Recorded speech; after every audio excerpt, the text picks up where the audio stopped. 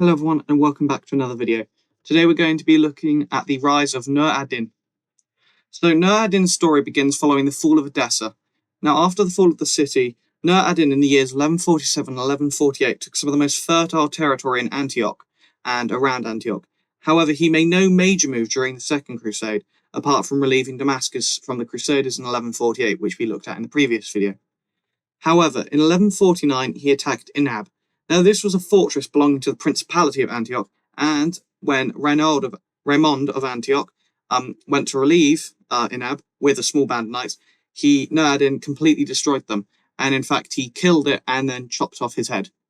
Now this made him a famous warrior for Islam, as the fact that he had essentially just killed a major crusader and also ransacked the lands following a major crusader state. And following this victory, he actually attacked Antioch itself and reached the coast. Now, reaching the coast of the Mediterranean was a massive thing for the warriors of Islam and generally the Islamic world, as it is somewhere that their warriors had never actually been able to penetrate in terms of the region of the Holy Lands.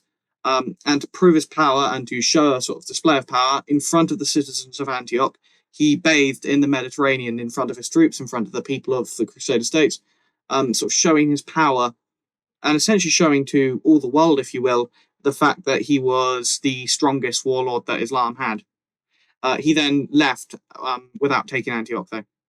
He also got very lucky as Jocelyn II, who was the last count of the Principality of Antioch, was captured in 1150 by the Lord of Tel Bashir, and the Lord of Tel Bashir handed the prisoner, for a cost, of course, you don't get anything for free, to Nur ad-Din.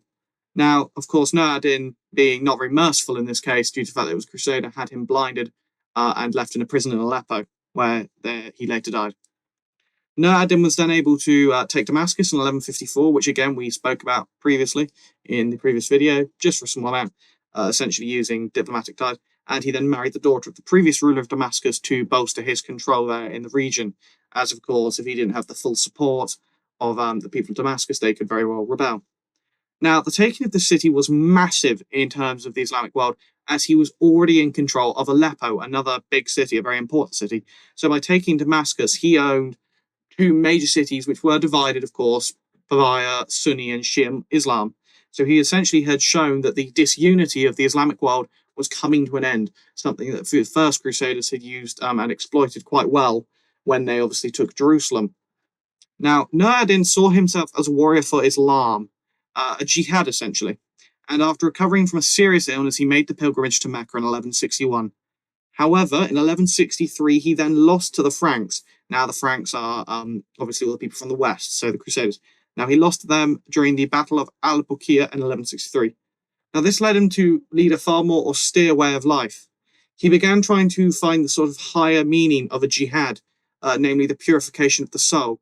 As you see, most people in the Islamic world sort of saw jihad as just a holy war, similar to what the Crusade was. However, like the Crusade, the jihad had a higher meaning. It was purification of the soul for Islam. It was the remission of sins for the Crusaders. So he began trying to sort of seek that higher level. Now, Nur ad-Din was also aware of quite a few enemies within the Islamic world as well. There weren't just enemies outside, the Crusaders.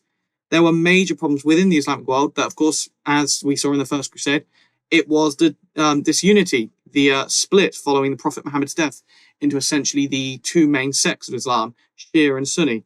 Now, Nur ad-Din was a Sunni Muslim, so what he did to essentially try and promote that is he set up hundreds of schools and mosques to promote Sunni Islam. He also commissioned lots of poets to write poems, sort of the ancient medieval variant on sort of propaganda posters and things like that, to again promote Sunni Islam, to try and reduce the Shia population in his kingdom, essentially, to try and essentially reduce tensions, reduce problems. He was also a famed lawgiver, and he would hold weekly courts where he would dispense justice. So again, taking matters into his own hands, a very competent ruler. He also focused on building bathhouses and hospitals, as he realized the key importance of sanitation, because as we'll see later in the medieval period, the Black Death is spread not just because of rats, but because cities have such poor sanitation, something that medieval cities like London would go on all throughout the Tudor period as well. Poor sanitation, just throwing feces out windows, polluting rivers. So the building of bathhouses and hospitals essentially would allow him to keep the populace happy as, things like plagues were less likely to spread, people would live longer, things like that. Very important things when trying to obviously keep a population happy.